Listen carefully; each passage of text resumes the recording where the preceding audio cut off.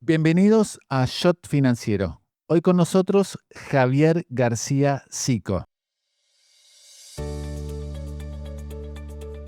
Es licenciado en Economía por la Universidad de San Andrés, completó también la maestría en Economía en la misma casa de estudios y posteriormente el doctorado en Duke University. Hoy con nosotros Javier García Sico.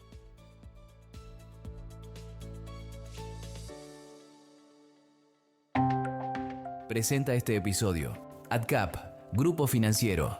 Somos una compañía con más de 15 años de experiencia. Ofrecemos una diversidad de soluciones financieras orientadas a individuos, empresas e instituciones. Nuestro propósito es impulsar el desarrollo financiero, acercando el mercado de capitales a la mayor cantidad de personas y así contribuir a construir un futuro más equitativo para todos. Seguinos en nuestras redes sociales y conoce nuestras propuestas y servicios.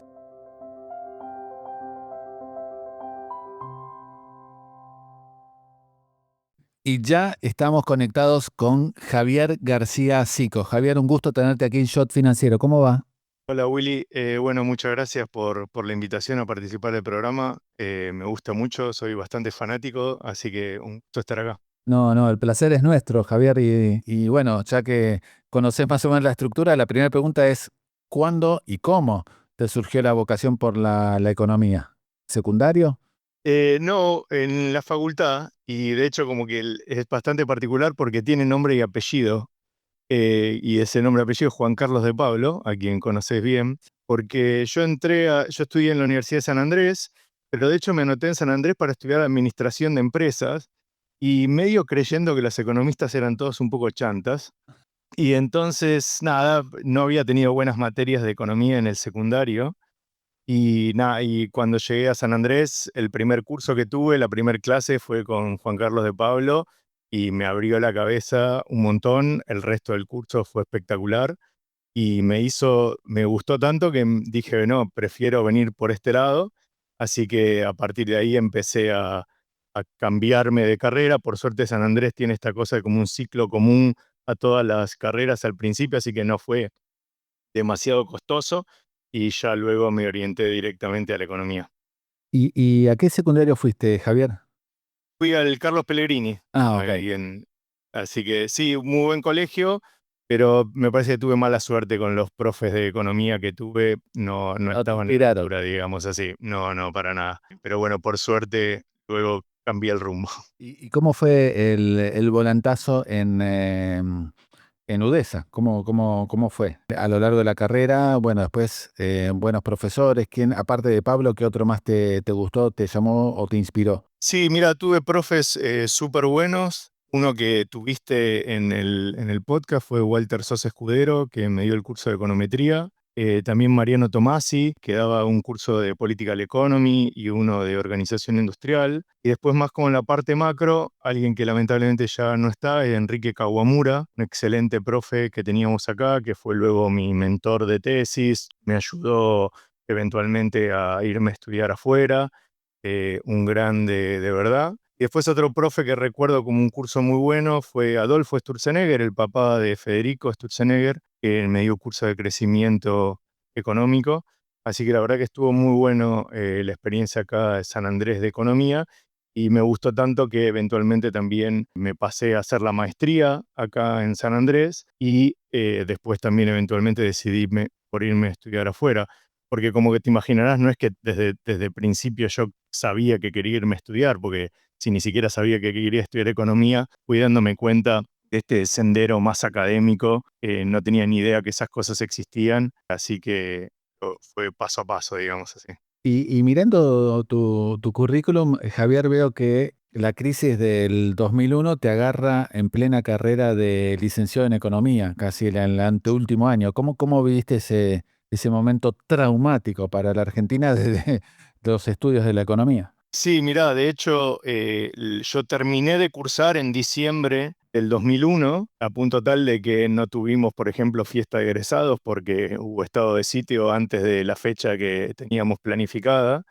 Así que fue como bastante duro y además porque si bien, por ejemplo, San Andrés tenía todo un excelente track record, alumnos consiguiendo trabajo después de terminar la licenciatura.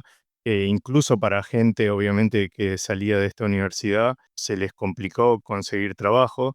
Y creo que un poco empujado por la crisis fue que yo me decidí a hacer la maestría, porque dije, mira, si en realidad me gusta esto, pero además veo que está difícil salir a conseguir trabajo, por ahí me quedo un año más acá en la universidad. Y bueno, así que un poco me empujó la crisis a seguir estudiando, así que eso en lo personal. Obviamente la situación en el país la recuerdo como muy bien, muy traumática. Yo en esa época vivía relativamente cerca del obelisco, entonces también todos los despelotes que se armaron en la calle y Claro, demás, estabas en el epicentro. exacto, los recuerdo bastante bien y una época muy triste, digamos así, en ese sentido. Así que bueno. Sí, más que como uno, bueno, en tu caso que lo veías con la experiencia de estar estudiando economía y ver todas las atrocidades también que se hacían en materia económica después, ¿no? En materia de violaciones de Sí, contratos, etcétera, etcétera. sí, sí, la verdad que fue como un episodio muy traumático y como que un poco, sí, el estudio me daba a entender de que esas cosas que se hicieron iban a tener consecuencias no triviales a futuro, cuestiones como el corralito, como la especificación asimétrica y demás. Pero por otro lado, siendo también honesto, era como Sí, difícil pensar en salidas que no fueran traumáticas. Ese es el problema de las crisis. claro. Arreglar la situación, no, o sea, no hay forma de arreglarlo de modo que todos estemos perfectos.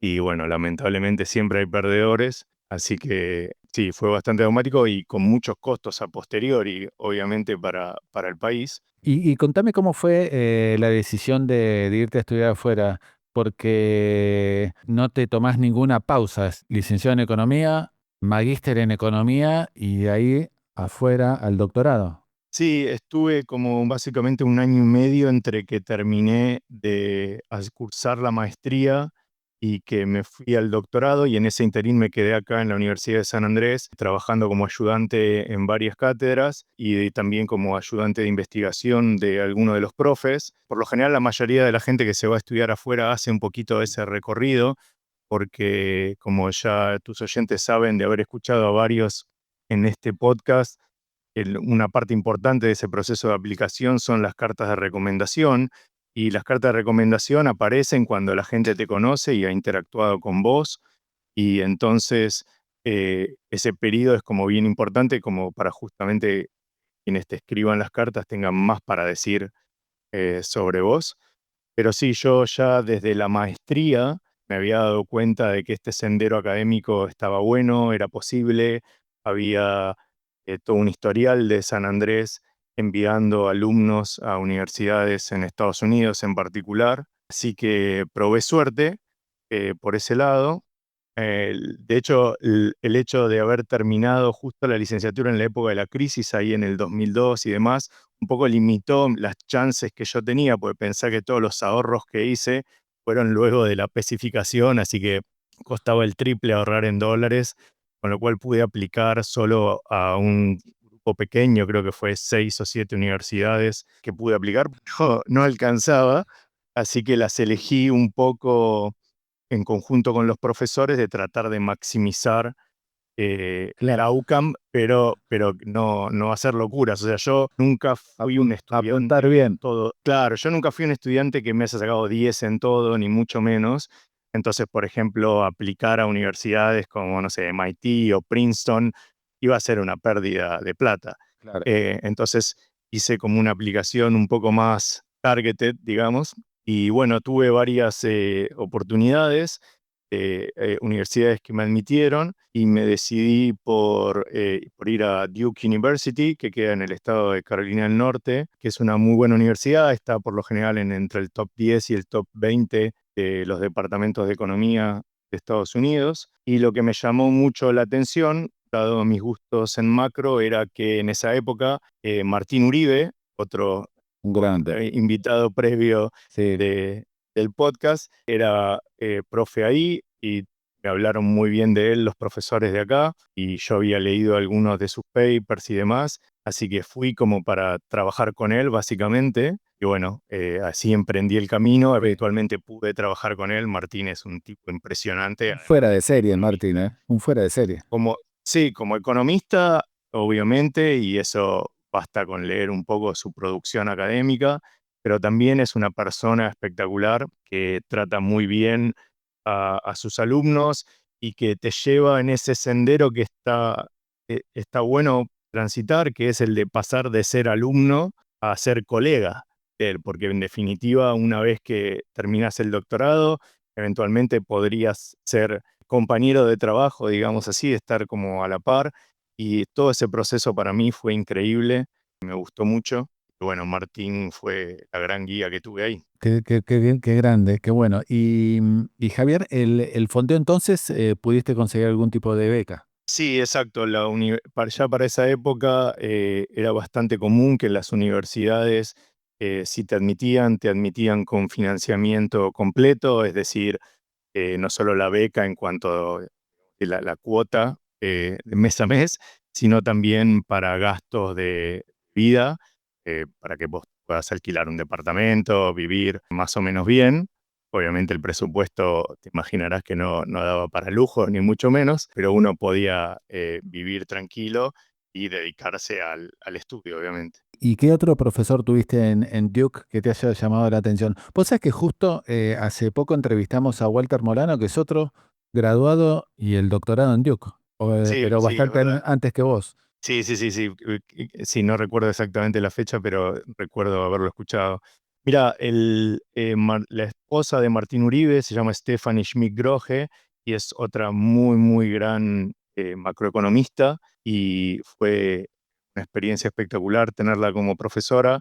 Durante el periodo que estuve yo, hubo dos profesores españoles que estaban ahí, uno que se llama Jesús Fernández Villaverde, que ahora está en la Universidad de Pensilvania, y otro que se llama Juan Rubio Ramírez, que está ahora en Emory, creo que es una universidad que queda en Atlanta, y fue muy bueno tenerlos como profesores. Ellos eran más jóvenes que, por ejemplo, Martín Uribe y su esposa, pero justamente venían con un empuje de un montón de nuevas metodologías para trabajar con modelos macro y llevarlos a los datos y hacer pronósticos y demás.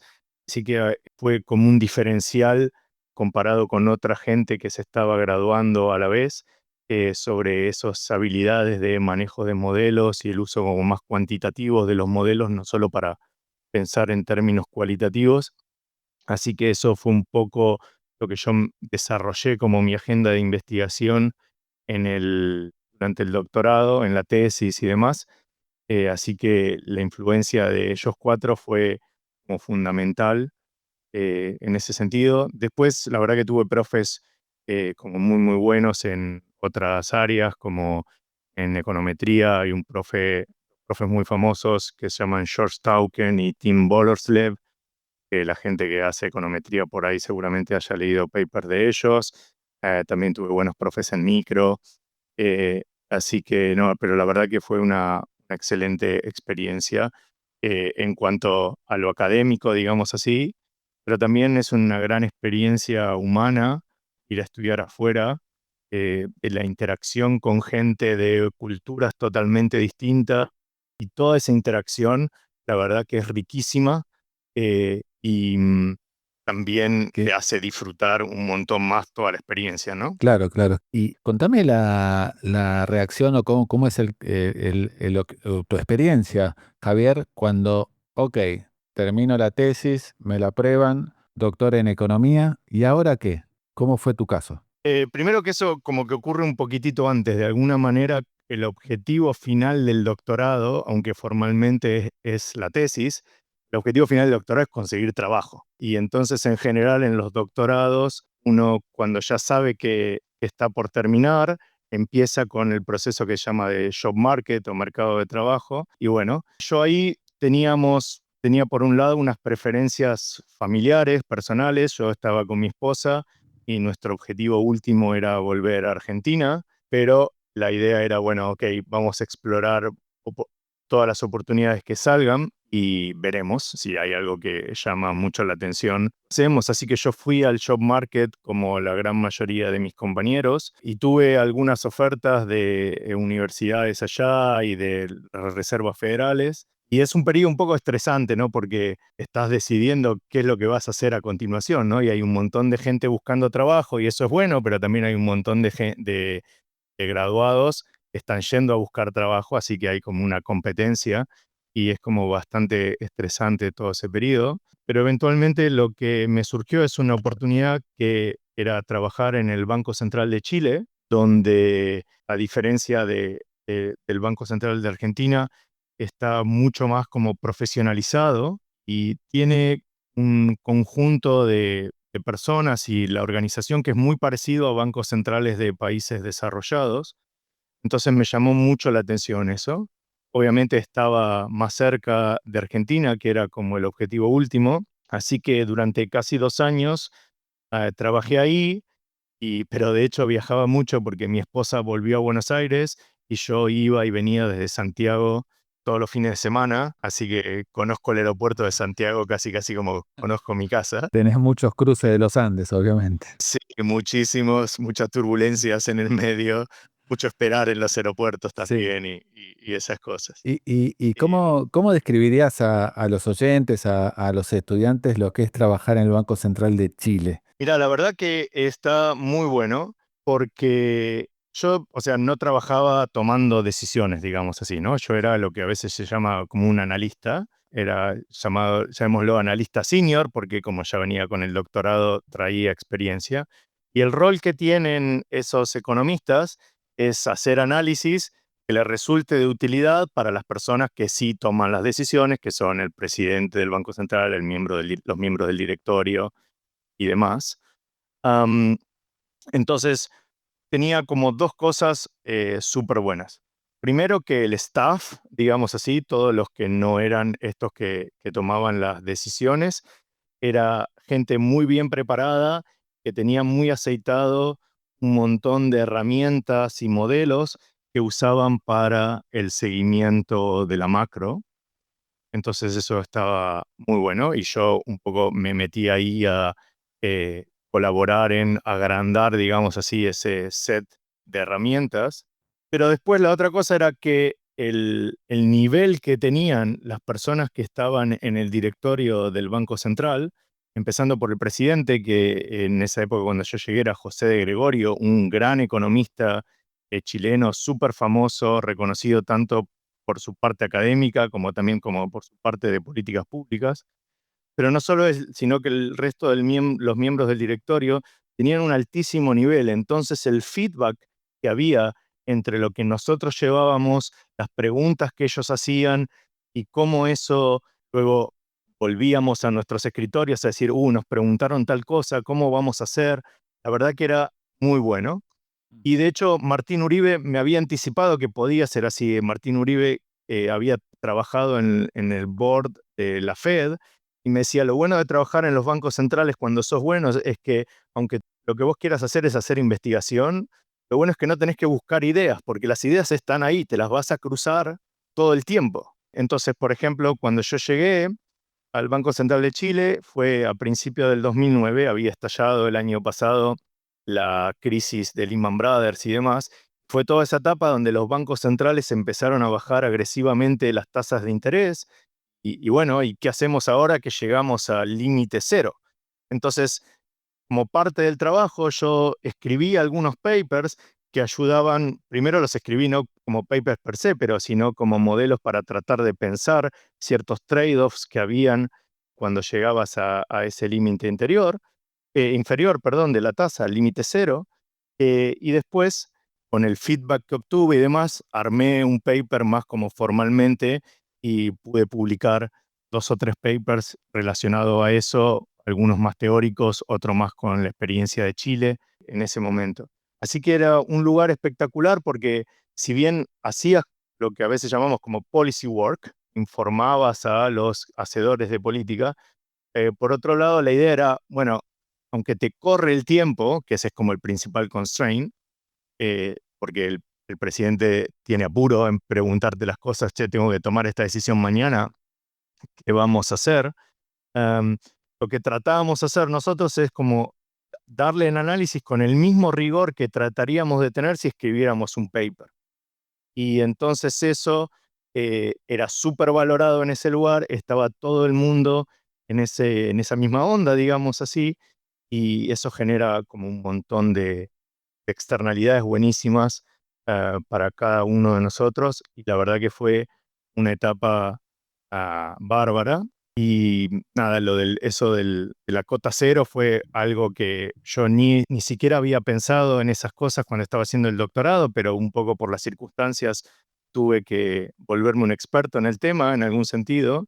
Y después otra cosa que me pasó, que jamás pensé que me pasaría, es que en febrero del 2010, no sé si recordarás, pero hubo un gran terremoto en Chile, uno de los más fuertes de la historia que tuvo el terremoto. Bueno, Chile está bastante preparado para los movimientos sísmicos, las construcciones y demás, pero lo que pasa es que hubo un tsunami que le siguió porque el terremoto se originó en el océano y eso generó un montón de destrucción.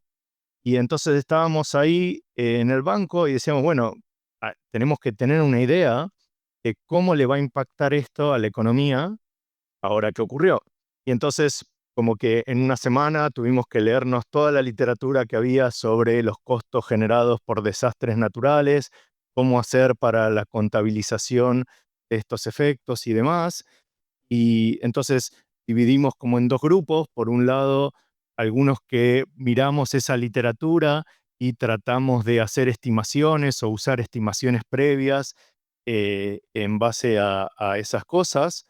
Y por otro lado, había gente que era más como catastral, digamos. Ok, se destruyeron tantos edificios en tal lugar y vamos a asignarle un costo a estos edificios, entonces la inversión necesaria va a ser esta. Y entre los dos grupos, lo llamativo es que llegamos como a un número muy similar de cuánto había sido la destrucción del stock de capital en ese momento. Y una vez que teníamos eso, con los modelos económicos que habían dando vuelta, dijimos, bueno, vamos a meterle un shock de destrucción de capital y ver qué es lo que los modelos dicen que la economía va a ocurrir con la actividad, con la inflación y demás, y cómo la política monetaria puede usarse como para Wow, llevar eso qué de la mejor impresionante, manera. qué Así que impresionante. son cosas que jamás te imaginabas en tu vida. De hecho, siendo profesor de macro, un montón de veces en los problem sets está el ejercicio que dice, ¿qué pasa si en una economía se destruye el stock de capital? Y siempre es como un ejercicio gracioso decir, uy, qué molesto este profesor que me hace estas preguntas. Pero bueno, En la realidad tuve que usar eso, pasa. pasa. Y, y lo bueno es que uno tiene como las herramientas para pensar en esas cosas, a pesar de que nunca te hayas puesto a estudiarlo. O sea, no es que yo había leído 70 papers sobre el costo de desastres naturales. Pero un poco lo bueno que te dan programas de doctorado es, en la vida vos después te enfrentás con situaciones nuevas y tenés que aprender sobre esas situaciones, y el doctorado un poco te entrena a aprender por tu cuenta. En vez de cuando vos estás en la universidad, que aprendés, obviamente, pero aprendés lo que te dicen los profesores que vos tenés que aprender. Sí, Pero la situación es bien diferente. Y ni hablar cuando te corre el, el el tiempo. tiempo de, bueno, necesitamos hacer esto ya. Ya. Eh, Esa también es una gran diferencia entre el mundo de los bancos centrales y el mundo de la academia. En la academia vos podés pasar un año en escribir un paper, hacer un proyecto y no hay problema. En los bancos centrales siempre es o para la semana que viene o muchas veces es en realidad lo necesitaba para ayer y te lo estoy pidiendo hoy. Esas cosas pasan. Claro. Mucho se dice, no sé, me gustaría saber tu opinión, Javier, de que la crisis del 2008 en Estados Unidos, menos mal que en la Reserva Federal estaba un experto en crisis y, y sobre todo la que había antecedente en Estados Unidos histórico, que era la del 30, que era Bernanke, ¿no? Sí, exacto. Eso la gente lo ve, yo creo también, como un golpe de suerte, como estas cosas de las personas indicadas en el momento indicado y en el lugar indicado. Así que ciertamente Bernanke tuvo eso. una reacción bastante rápida, también acompañado con Olson, si mal no recuerdo, que era el secretario del Tesoro en esa época, que por suerte los dos se llevaban muy bien y podían tomar decisiones en el mismo sentido. Eh, Así que eso era muy bueno. Después algunos le machacan a Bernanke que, bueno, ok, pero él estuvo en la Fed los años anteriores y sí es cierto que la Fed había contribuido en algo Claro, al desarrollo de la burbuja inmobiliaria, bueno, con las tasas entonces, bajas y todo eso. claro, entonces la pregunta ahí es, bueno, pues estuvo bueno tenerlo dado que pasó, ¿cuál fue su culpa en la parte inicial? Bueno, es más difícil saberlo eso. Pero seguro que dado que ocurrió, tener a alguien como Bernanke era algo Un muy bueno activo. para Estados Unidos y para el mundo. Y Javier, ¿hasta cuándo y por qué decidís irte del Banco Central de Chile? ¿Cómo sigue tu carrera? En realidad yo seguí o sea, estuve esos casi 2 años full time, pero viajando. Pero bueno, después el proyecto familiar quería seguir creciendo y yo la verdad que no quería tener un hijo, por ejemplo, y verlo nada más que los fines de semana. Entonces empecé a buscar más fuertemente alguna posibilidad laboral en Argentina y ahí surgió una alternativa que fue ser profesor e investigador en la UCA, en la Universidad Católica Argentina. Así que tomé esa opción, pero no dejé de trabajar en el Banco Central de Chile, o sea, cambié mi estatus de eh, empleado full time a un empleado part-time, que en realidad de esa mitad del tiempo solo la mitad iba presencial. Así que seguí viajando, de hecho viajaba cada 2 semanas, viajaba 2 o 3 días cada 2 semanas, pero eso me permitió asentarme más acá en Argentina. Y bueno, también estando en Argentina no es trivial, tener una fuente de ingreso en el exterior Sí, no era mal negocio tampoco, y además esa fue la época donde empezaron acá distintos cepos y demás. controles y, sí, Exacto, exacto. y persecuciones Así que, cambiarias. Justo te iba a preguntar eso, porque vos estabas justo en el Banco Central de Chile y al mismo tiempo en Argentina era todo a contramano. ¿O cómo? sí, sí, la Sí. verdad es que era vivirlo. Uno a veces dice, bueno, cuando viajas, vas a otro país y ves qué tan distinta podría ser la cosa. Yo veía cada 2 semanas qué tan distinta podía ser la cosa y los problemas que había en un lugar o en otro. Yo siempre bromeaba que en Chile, si vos preguntás a la gente en la calle cuánto es el tipo de cambio, ahí en Chile por lo general ronda entre 700 y 1000 pesos chilenos por dólar. Y mi sensación es que si vos agarrás a alguien en la calle, como mucho te puede decir el primer dígito. O sea, es 700 y algo. ¿Ok? Acá te lo decimos con decimales y de memoria y por ahí hasta sabemos cuánto vimos la pizarra del Blue hace 10 minutos, ¿viste? Sí, y 5 cotizaciones de la misma moneda. Bueno, ni hablar, ¿viste? Entonces, Qué horror, qué espanto. es, esas cosas y al final, digo, obviamente eso tiene como consecuencias macro, pero surge de la micro y te das cuenta en el día a día, es como la gente está ocupada. De Pablo siempre tiene esta frase, la diferencia entre estar ocupado y trabajar, ¿no?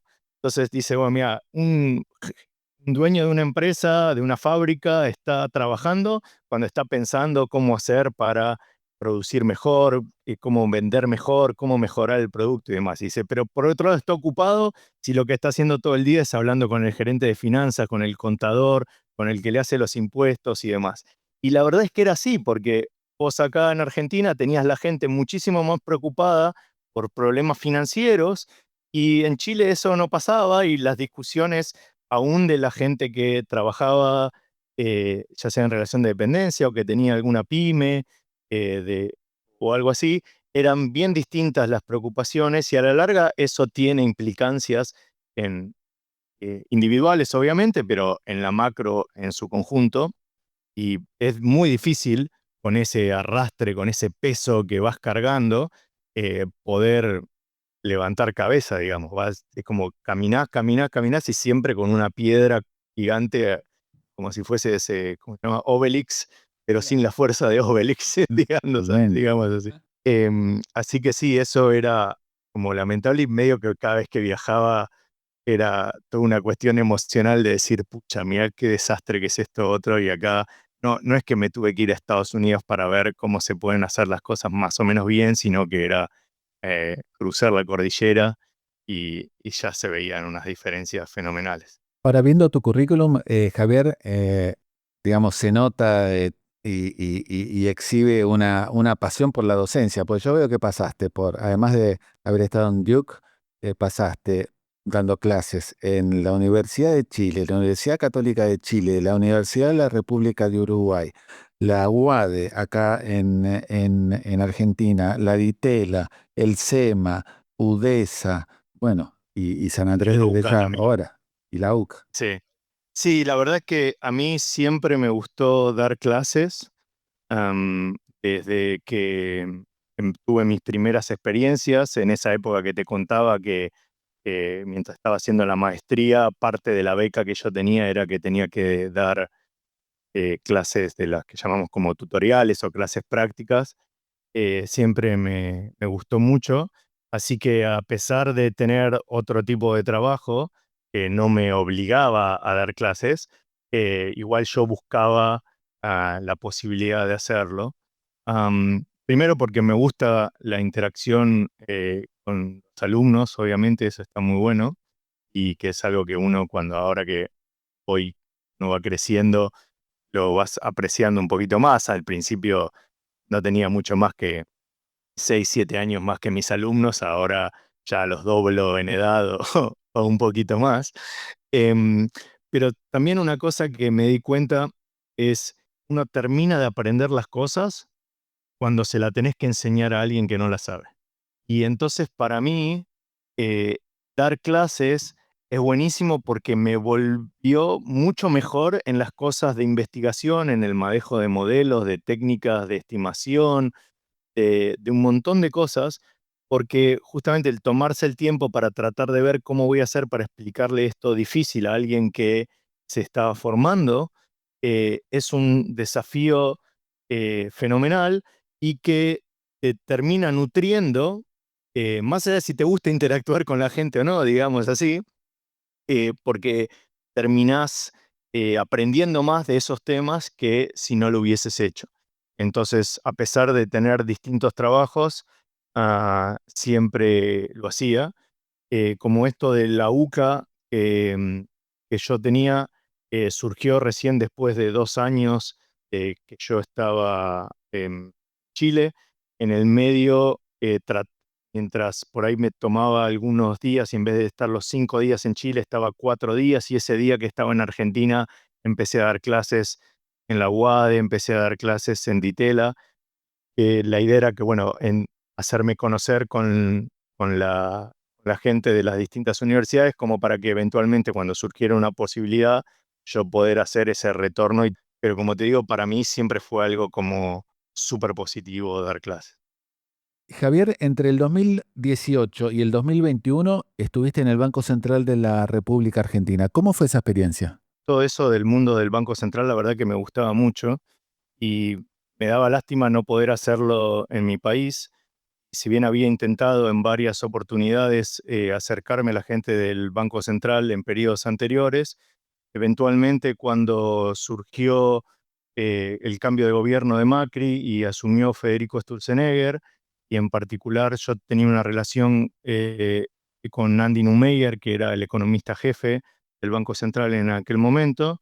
Entonces empecé primero medio informalmente a colaborar con ellos, pero después eventualmente se pudo hacer un arreglo donde me contraten como empleado de planta permanente y demás en el banco. Así que empecé en el 2018 y bueno, y dejé ahí, sí, dejé las otras cosas que hacía en el Banco Central de Chile y de asesorías en otros lados. Viendo lo que pasó después, por ahí llegué en el peor momento, digamos así, porque empecé, ya te digo, el 2 de enero empecé y en marzo empezaron los problemas, ese año, en el 2018. Pero bueno, la verdad que fue ese año 2018 un periodo bien intenso. Ahí es donde conocí a Federico Sturzenegger, Obviamente yo sabía quién era él y demás, pero empecé a trabajar casi mano a mano con él y era una gran experiencia porque en algún sentido con él y con los otros miembros del directorio, como Lucas Liach, como Demian Reidel, con el mismo Andy Neumeyer que mencionaba, tenía un poco este mismo tipo de relaciones que había en el Banco Central de Chile, donde había un feedback permanente y era como muy enriquecedor. Pero obviamente la situación del país era bastante más frágil por otros motivos y después eventualmente empezaron a haber estas presiones cambiarias, vino el programa con el fondo y demás, y en ese año 2018 tuvimos 3 presidentes de Banco Central, Sturzenegger primero, brevemente Caputo, y después Guido Sandeleris en la etapa final. Así que fue un periodo muy tumultuoso, donde, por otro lado, trabajando dentro del banco, me encontré con un montón de gente súper valiosa, que era parte del staff del banco de hacía muchísimos años y con la que empezamos a colaborar bastante bien. Yo traía por ahí algunas herramientas, pero ellos obviamente tenían una expertise en un montón de cosas de Argentina que por ahí yo tenía más en mente a grandes rasgos, pero los detalles suelen ser bien importantes. Entonces interactuamos un montón y fue una experiencia muy enriquecedora en lo personal, aunque los resultados de política no hayan sido por ahí los mejores. De vuelta, no estaba yo a cargo de los resultados de política y a mí no me hago cargo ni de ni una cosa ni de la otra, pero Desde hay que allá. decir que esa era la etapa. Ni siquiera estabas en una gerencia estabas en gerencia de modelos. Por eso. Pero bueno, justamente un poco parecido a lo que te decía del caso de Chile, tenía que por ahí ir adaptando las herramientas a cosas que se creía que ya no iba a pasar, pero después volvían. Y entonces, por ejemplo, cuando yo llegué, habíamos desarrollado unos modelos pensando en la política monetaria, donde el principal instrumento era la tasa de interés, que era la LEVAX, la tasa de LEVAX, el instrumento de política monetaria en aquel momento, pero después con el tumulto y demás, después eventualmente con la gestión de Sandeleri se pasó a manejar agregados monetarios, que es una forma bien diferente de pensarlo, y entonces las herramientas que usábamos en un caso como que de repente quedaron un poco obsoletas y había que adaptarlas. Y también lo que siempre es desafiante del uso de modelos y herramientas es cuando ocurren movimientos tan grandes, muy difícil tratar de alimentar a los modelos porque las cosas están cambiando todos los días y vos lo que estás tratando de usar es el pasado para ver cómo funciona el presente y el pasado cambió mucho, entonces es muy difícil que esa información del pasado sea útil. Así que el desafío era como bien importante, no solo en cuanto a los desafíos de política económica en general, pero me refiero a los desafíos que el staff, la gente que trabaja dentro del banco, en todas esas gerencias que no son las que suelen tener más renombre, también es un periodo muy desafiante para ellos. Y ni hablar si tu jefe va cambiando cada 3 meses, ¿no? Que obviamente eso genera un montón de fricciones bastante frecuentemente. Y bueno, y después, a fines del 2019, se producen las elecciones y el cambio de gobierno. Y entonces yo ahí pensé un poco qué hacer, porque el banco no es que entré como asesor de algún gerente, que a veces suele pasar y demás. Sí me sentía como bastante representado por la forma de pensar las cosas que habían tenido tanto Sturzenegger como breve etapa de Caputo y de Sandeleris. Entonces me replanteé un poco las cosas, pero decidí quedarme porque dije, bueno, por ahí este es como el último, el desafío profesional máximo, digamos así. Porque uno cree, y al menos eso es lo que nos enseñan a que deberíamos hacer, que uno tiene que proveer análisis objetivo y que después si tu jefe le gusta el color negro o le gusta el color blanco, el análisis debería ser objetivo también. Yo lo tomé como un desafío de decir, bueno, mira, es cierto que esta administración va a necesitar información como las que nosotros le proveemos como miembros del staff. Entonces tal vez pensé yo podía como contribuir a que esas personas tomen unas decisiones más informadas. Seguramente no iba a tener capacidad de influir demasiado, pero sí proveerlos con las mejores herramientas posibles. Y así empezamos. Am, una cosa que uno se da cuenta también es que la gente es muy pragmática y aunque en la campaña y en Twitter y demás, vos ves gente expresando sentimientos para un lado o para el otro, cuando te dan una función ejecutiva, se acabó lo que se daba y hay que laburar. Sí, y de Entonces, obtener resultados. exactamente. Entonces, vos veías gente que llegaba al banco en distintas posiciones con la nueva administración y que vos decías, esta persona la veo en Twitter y es loquísima, parece lo que dice, pero no, cuando te pones a trabajar es mucho más centrada y como te decía, pragmática es la palabra clave, digamos así. Mira, hay que hacer esto, vamos a tratar de hacerlo de lo mejor posible. Así que la verdad que si bien hubo un montón de cambios con esa nueva gestión, en algún sentido yo sentí como que se respetó bastante dentro de todo lo que podían proveer todas las personas que se quedan siempre en el cambio de una administración a la otra, con vaivenes obviamente, no fue perfecta. Pero obviamente el problema adicional que tuvimos fue que apareció la pandemia Claro, te iba a y decir eso. entonces ahí la cosa se empezó a dificultar mucho más. Bueno, la pandemia genera un montón de desafíos de política económica.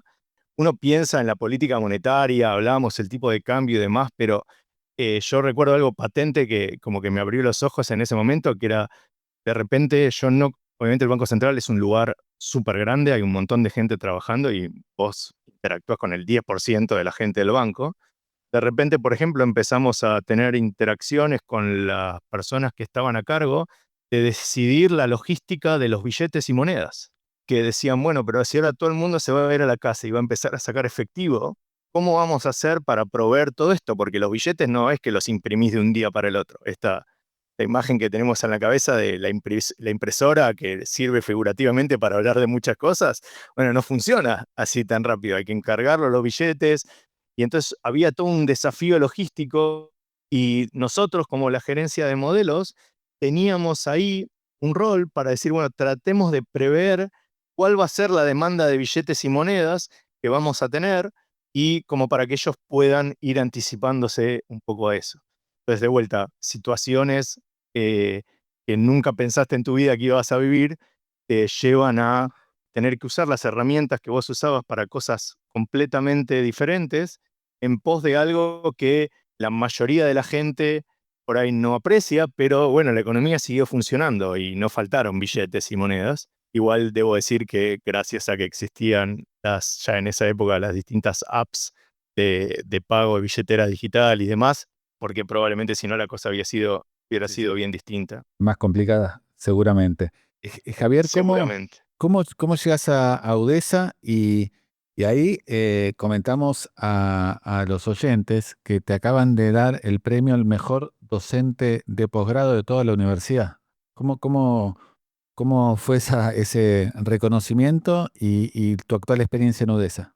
Sí, eventualmente, si bien en el Banco Central, como te decía, yo tenía esta idea de seguir trabajando y contribuyendo, las cosas a medida que la macro iba empeorando no eran tan divertidas y además todo el factor humano que era muy bueno de interactuar con gente muy valiosa que te comentaba, se fue perdiendo por la pandemia y entonces la verdad como que me resultaba bastante desgastante, así que decidí irme del banco.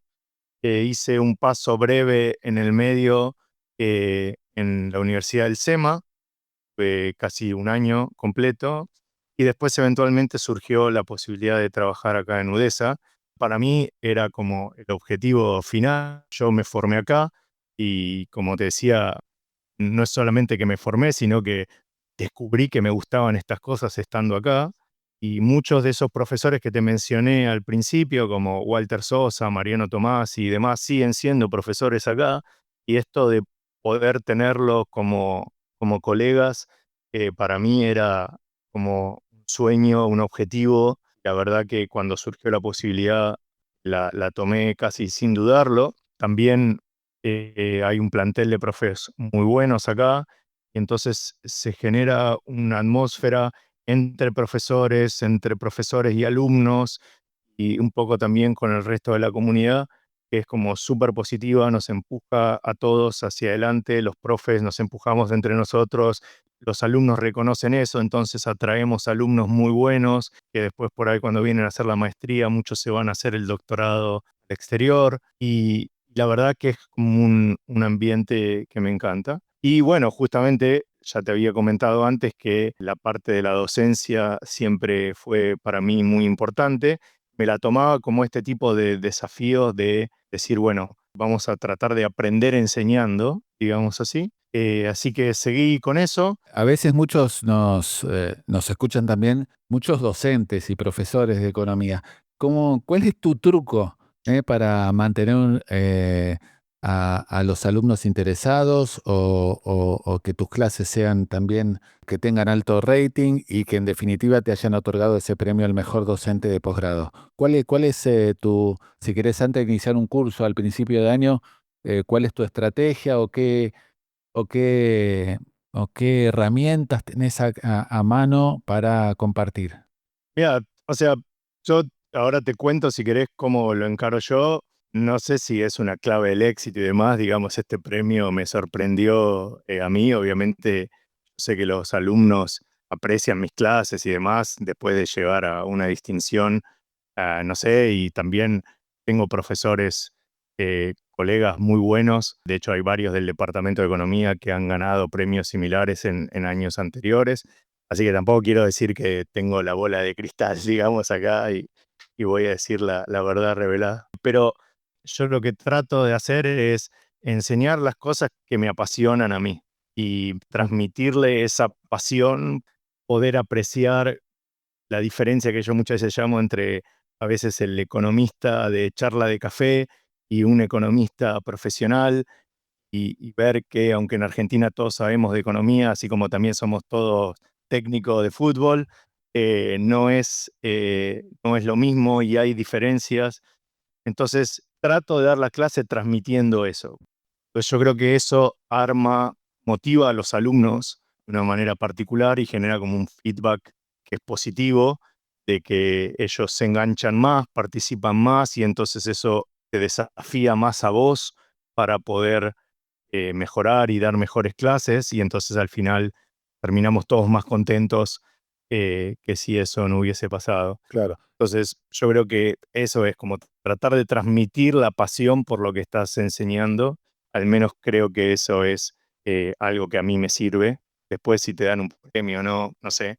Pero bueno, es interesante ver que del otro lado despertás interés y que, bueno, te califican de esa manera.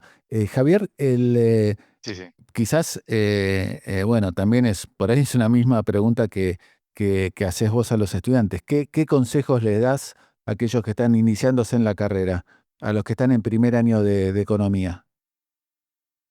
Em, Mira, lo estuve pensando porque sabía que venía la pregunta, obviamente Por escuchar el podcast. Em, y a mí lo que me parece que me hubiese gustado que alguien me diga a mí hace ya bastantes años cuando empecé a estudiar, es aprovechar lo más posible la etapa del estudio. No intentes quemar etapas, digamos así. Entonces, eh, trata de como interesarte cuando escuchas un tema copado y bueno, por ahí no está entre las lecturas obligatorias, pero vas y te lees este trabajo que está relacionado con eso que te interesó, le preguntas a un profe, ¿me podrías dar algún material de referencia como para leer? Pues la verdad que la universidad se termina más rápido de lo que vos crees y después esa forma de aprender, una vez que te vas de la universidad, por ahí después haces una maestría y demás, se acaba. Nunca terminás de aprender, eso también se lo digo siempre a los alumnos, no crean que cuando terminan este programa ahí ya está, sino que van a seguir aprendiendo. La única diferencia es que lo que vas a aprender en adelante lo vas a tener que aprender más por tu cuenta que de una forma guiada como cuando estás tomando un curso. Entonces a mí me parece que esa es eso que yo te decía, de interesarte en los temas y tratar de aprender por tu cuenta otras cositas, te va preparando para justamente luego poder aprender por tu cuenta. Y la verdad es que la mayoría de la gente aprende, y sobre todo en economía, te diría, no quiero opinar de otras carreras, aprende muchísimo una vez que empezás a trabajar. Y llegás y tu jefe seguro te dice, che, pero esto no lo viste en la facultad. Y bueno, por ahí no, ¿ok? Y eso la gente se queda con el prejuicio de que en la universidad no aprendí nada, pero el ejercicio mental que te propongo que hagas es el siguiente, bueno, ¿qué tan fácil hubieses aprendido lo que tu jefe te obligó a aprender después si no hubieses hecho la universidad? Entonces muchas veces es como una metodología de encarar problemas y, y cómo aprender, qué es lo que te estamos dando. Yo creo que eso no aparece en una guía de trabajos prácticos, no aparece en un libro y lo tenés que ir armando vos por tu cuenta, aprovechando todas las otras cosas que pasan en la universidad más allá de ir a clases y rendir examen. Interactuar con compañeros, charlar con profesores, leer temas extras y demás. Todo eso tiene un montón de valor que creo que después se va a reflejar en el resto de tu vida y de tu carrera. Y además va a ser una etapa que vas a añorar cuando pasen los años y vas a decir, pucha, ¿cómo me hubiese gustado hacer este tipo de cosas en su momento? Así que eh, creo que eso es como un consejo general, probablemente aplique para otras carreras también, pero creo que para economía en particular es Seguro. bastante útil. Javier, un gusto enorme tenerte aquí en Shot Financiero. Te mandamos un gran abrazo y de nuevo felicitaciones por ese premio que acabas de recibir. Bueno, muchas gracias Willy, muchas gracias por tenerme y seguí con este laburo del podcast que está espectacular.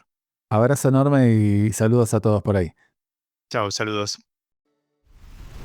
Propósito, actitud, resultados. Liderazgo modo Geneia.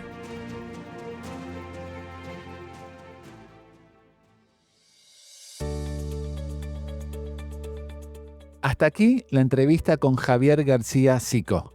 Nos reencontramos en una semana nada más aquí en Shot Financiero.